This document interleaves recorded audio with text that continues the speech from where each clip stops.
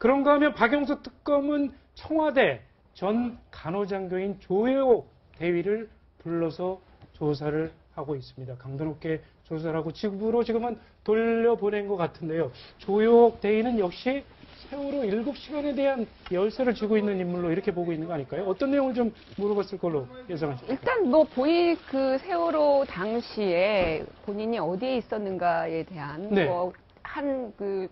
얼마 전에는 처음에 인터뷰할 때는 의무동에 네. 있었다라고 했잖아요. 예. 의무동이라고 하는 건 대통령 관저 또 대통령 하고 굉장히 밀접하게 있었다는 것을 의미하고. 근데 최근에 국정조사에 나와서는 의무동이 아니라 다시 생각해 보니까 의무동이 아니라 거기서 한 400m 정도 떨어져 있는 네. 의무실에 있었다. 이렇게 얘기를 해서. 의무실은 일반 직원들을 그렇죠. 진료하는 직원들을 곳이고. 진료하는 네. 것이고 사실은 거리가 굉장히 떨어져 있고. 예. 그러니까 의무동과 의무실이 그 청와대 내부를 아는 사람들 얘기를 들어보면 현격하게 거리적으로 차이가 있다는 거예요. 그래서 그것을 그 당시에 본인이 어디 있었는가를 헷갈릴 정도는 아니다. 명확하게 차이가 있는 공간이다라고 얘기를 하는 걸 보면, 그런데 이번에 청문회 나와서 그 조대위는 바꿨어요, 얘기를. 그렇죠. 이 말을 바꿨기 때문에 현재 지금 검찰 쪽에서 고민이 되는 부분은 위증의 여지가 있는지. 네. 이것이 이제 핵심인 거죠. 근데 많은 사람들이 심증적으로 얘기를 하는 건 뭐냐면, 이미 한 그 1년 전에 인터뷰를 할 때는 본인이 자청을 한 거예요, 조대위가. 그리고 특히나 이제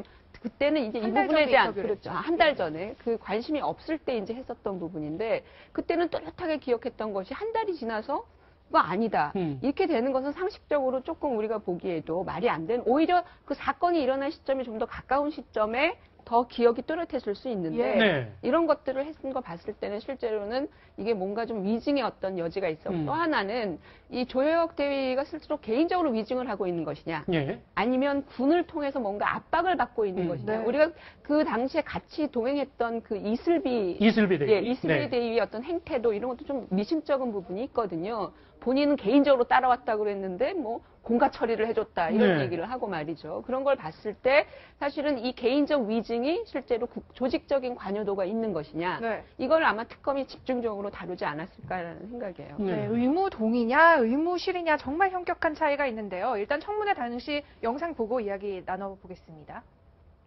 4월 16일 당시 어디에 근무했습니까? 의무실에서 근무했습니다. 그런데 1월 달에 기자회견을 한 것을 보면은 지금 이야기한 것 좀 달라요. 그 당시에는 미국에서 제가 정확하게 확인할 방법도 없었고 오래된 기억이어서 정확하게 기억하지 못했습니다. 박근혜 대통령이 얼굴에 주사 처치를 한 적이 있습니까? 얼굴에 주사 처치한 적은 없습니다. 이게 프로포폴입니다.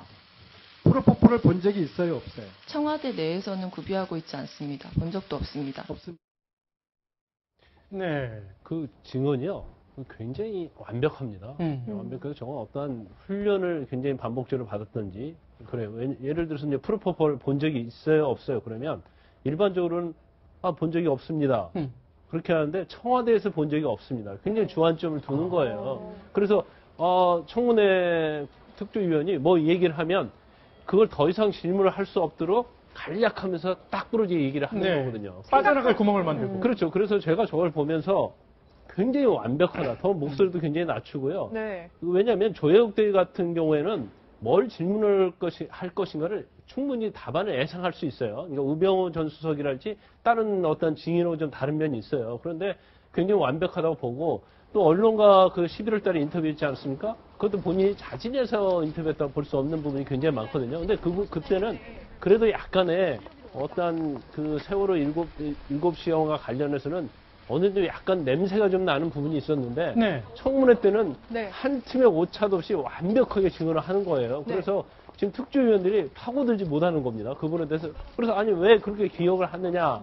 그러면 내가 이제 생각해보니 그렇다. 이렇게 하면 신빙성이 없는 거잖아요. 예. 내가 수첩을 그 전에 작성했더니 보니까 그렇다. 그러면 근거까지 완벽하게 제시를 하는 거예요. 네. 그런데 약간의 이제 단점이 있을 수 있어요. 좀 조혜옥 대위가 아무리 저렇게 완벽하게 했다 하더라도 네. 이제 특검에 불려가잖아요. 네. 그럼 특검에서는 특조위원처럼 저렇게 질문하지 않거든요. 그렇죠. 또 그러니까- 검사 출신이시니까. 그렇죠. 네. 그래서 일단 근거가 된 자료들이 많이 있어요. 예. 거기에서 이미 예상된 질문을 하는 게 아니고 정말 생각하지 못할 질문들을 해가면서 계속하면 저건 잘 짜여질수록 무너질 가능성이 큰 거예요. 왜냐하면 잘 짜여진 것은 완벽하기 때문에 그 내용을 잘 모르면 파고 들어갈 수 없지만 검찰이나 특검의 입장에서 보면 저는 허점이 많을 수 있거든요. 예. 그래서 검찰에서 다시 한번 조사할 수 있고 출국 정지를 할 수 있다는 얘기는 첫 번째 조사에서 상당히 많은 빈틈을 발견했기 때문에 그거에 대한 확인 절차를 거쳐서 다시 한번 수사할 가능성이 크다는 거죠. 그렇군요. 미국에서 연수 중인 조혜옥 대위는 이번 청문회 증인 참석을 위해서 귀국을 했는데요. 귀국 후 행적에 대해서도 논란이 일고 있습니다. 영상 한번 보시죠.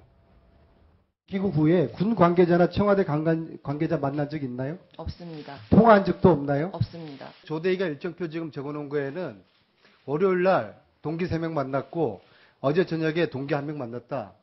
동기들이 가족입니까? 이 동기 3명은 뭐 간호장교들을 말하는 겁니까? 네, 그렇습니다. 아니면 다른 군 인사를 말합니까? 간호장교 3명입니다. 개인적인 목적으로 휴가를 낸 날이었고 공교롭게도 이날 청문회가 열린다고 해서 저는 지금 인사사 소속이기 때문에 인사사 통해서 이슬비 대위를 동행해도 된다는 얘기를 들었습니다.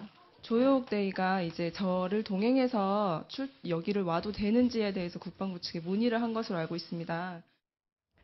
네, 여기에 등장했던 청문회 그냥 같이 따라왔다는 이 이슬비 대위가 스스로 내가 따라오는 대신 군에서 공가 처리를 해주기로 했다 이 말을 해서 오히려 더 논란이 됐습니다. 혹시 국방부에서 이거 감시자로 붙인 거 아니냐? 그렇죠. 그러니까 이슬비 대위 얘기와 나중에 국방부 해명이 또 달랐죠. 네. 이슬비 대위는 원래는 개인적인 친분이 있어서 이렇게 가려고 했는데 국방부에 물어보니까 그럼 국방부에서 공가 처리를 해주겠다. 네. 뭐 이렇게 이야기를 했다라고 하니까 청문위원들이 아니 개인적으로 오는 것은 그럼 휴가 내고 그냥 오는 건데 왜 공가 처리를 해주는 것이냐. 무언가 국방부가 이번 지금 조혜옥 대위 증언과 관련된 부분에서 이슬비 대위를 그럼 뭐 감시자 비슷하게 보낸 것 아니냐. 네. 이런 이제 질문을 청문위원들이 계속 했던 것이고 네. 그러다 보니까 나중에 이제 국방부는 그 공가 처리 아니다. 그건 그냥 이슬비 대위 개인적으로 휴가 내고 간 거다. 뭐 이렇게 말을 바꿨는데 어쨌든 네. 그 과정에서 혼선이 빚어지면서 예. 뭔가 이게 좀 석연치 않은 것 아니냐 이런 이제 의혹이 제기가 된 거고요. 저는 이게 보면 이 결국은 앞으로 이제 특검이 지금 청와대 압수수색 한다는 거 아닙니까? 그러니까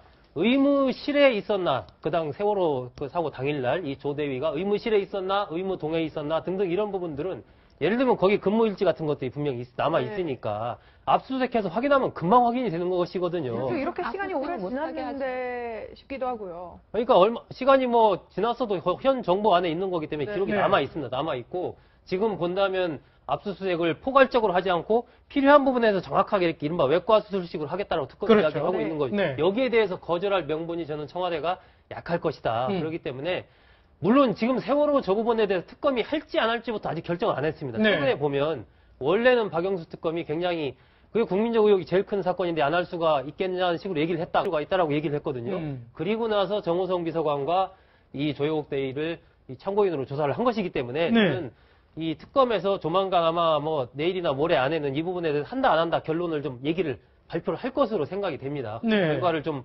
보면서 판단을 해야 되지 않을까 싶습니다. 예. 저는 사실은 국방부하고 이슬비 대위하고 입장이 좀 달라진 게 당시 그 청문회를 그때 지켜봤는데 장제원 의원이었던 걸로 기억을 해요. 새누리당의 장제원 의원이 국방부 규정에 의한 이른바 그 공가 처리 기준들을 그 자리에서 읽었어요. 맞습니다. 네. 근데 친구 따라 강남 가는 거는 해당 사항이 없다. 네. 이게 어떻게 공가가 되느냐라고 이제 문제 제기를 하니까 예. 국방부에서 실제로 그걸 듣고 제가 볼 때는 발빠르게 이제 아니다. 이거는 사적인 휴가다. 이런 방식으로 입장을 바꾼 거 같고요.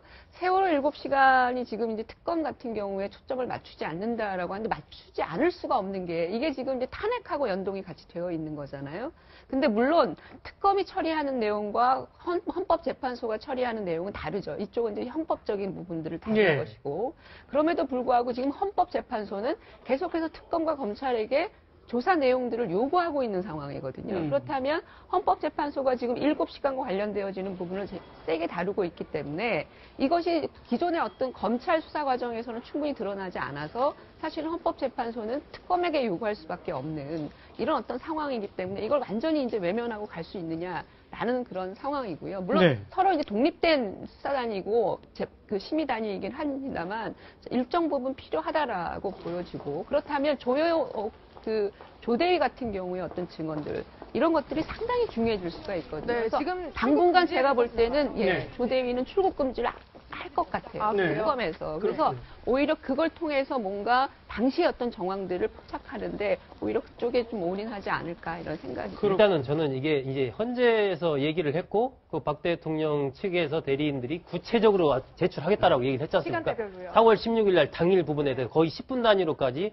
구체적으로 공무, 사무를 했다면 뭘 어떻게 했는지를 구체적으로 다 제출을 하겠다라고 했기 때문에 네. 특검에서는 지금 70일이거든요, 수사 기한이. 물론 30일 연장될 가능성도 있지만 별로 없다고 봐야 됩니다. 그러면 70일인데 70일 동안 수사를 해야 될 게 지금 엄청나게 방대합니다. 그렇기 때문에 과연 이 세월호 부분에 대해서는 저는 이 박 대통령 측 대리인이 헌재 답변서를 제출하는 그것을 한번 보고 그리고 기초적으로 지금 조영욱 대리나 정우성 전 비서관 등 통해서 어느 정도 파악이 됐으니까 그걸 보고 나서 좀 결론을 내도 늦지는 않은 것 아닌가 그런 생각이 듭니다. 조혁 대위에 대해서는 세월호 7시간에 대통령 옆에서 대통령을 혹시 진료하지 않았느냐 이런 의혹이 일고 있는 건데 아직도 세월호 7시간에 대한 의문이 풀리지 않고 있어서 그런 거 아닐까요? 저희가 한번 판넬로 정리를 해서 박근혜 대통령이 당일날 행방이 확인되지 않는 시간대를 정리를 한번 좀 해봤습니다.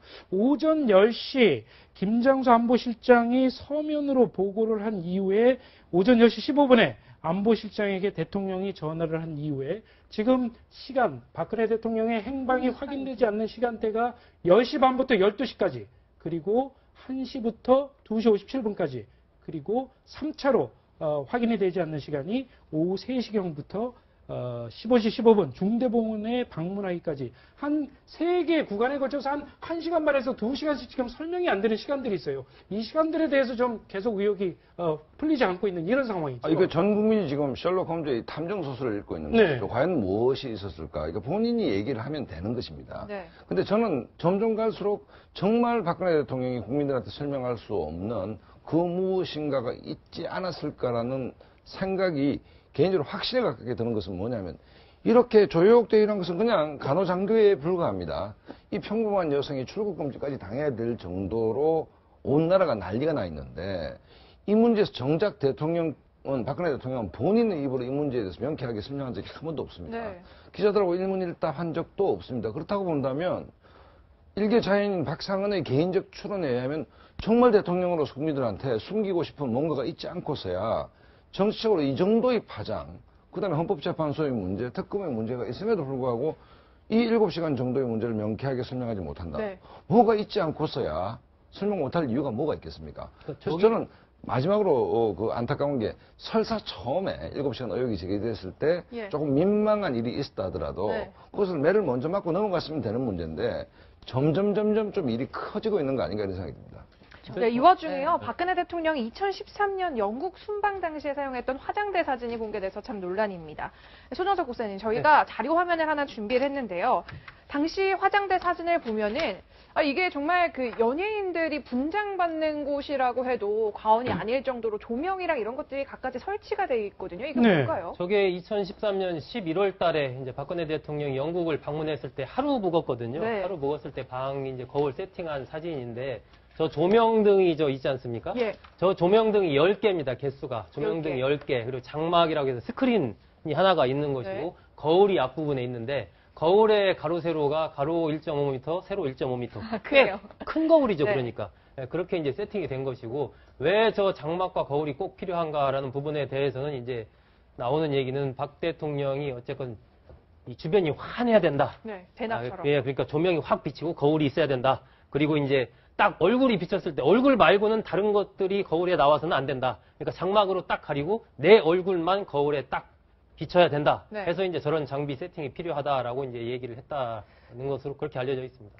저희는 영국 호텔 내부 공개잖아요. 근데 이제 그 당시에 사실은 저게 이제 영국에서 현지 제작이 불가능했다는 거예요. 아까 네. 말씀하신 것처럼 거울 같은 경우에는 1.5, 그리고 뭐 샤워기 이 고리 그것도 마찬가지고요. 예. 그러니까 박 대통령이 요구하는 꼭 필요한 물품들에 대해서 실제로는 현지에서 조달이 안 되니까 해외 공간에서 이 국내에서 해가지고 제작해서 행랑을 보냈다는 외교 거죠. 행랑. 외교 행랑이라는 개념을 쓰더라고요. 예. 우리가 일반적으로 외교 행랑에는 대통령에게 그 긴급하게 보내야 될 문서라든지 이런 것들이 이제 포함되어 있어야 되는데 거기에 이제 거울 뭐 이런 것들이 들어가 있는 거죠. 램프 같은 것들이. 그래서 참 이 당시로 놓고 봤을 때는 뭐 정신적인 문제를 떠나서 외교 어떤 사절단으로서 가 있는 대통령의 행태로서는 상당히 이해할 수 없는 것이다. 그리고 국민의당의 김병진 의원이 왜 꼭 굳이 이렇게 큰 스크린이 뒤에 있어야 되고 네. 이게 일종의 이제 그거예요. 강박증 같은 거라는 거예요. 강박. 그 반드시 어떤 물건이 있어야 되고 정 사이즈가 있어야 되고 뭐 이런 것들인데 박근혜 대통령이 약간 좀 심각한 강박증에 시달리고 있다라는 네. 것이고 그렇다면 대통령의 정신적 문제를 우리가 한번 테스트를 해봐야 되는 거 아니냐. 김경진 의원이 이제 그때 청문회장에서 얘기를 한 것이죠. 이 자료를 가지고. 그렇군요. 자, 박영수 특검이 핵심 증인들, 참고인, 피해자에 대한 조사를 서두르고 있습니다. 앞으로 풀리지 않는 의혹에 대해서 얼마나 더 많은 사실을 밝혀낼 수 있을지 주목이 되고 있습니다. 자, 다음 주제로 넘어가 보도록 하겠습니다.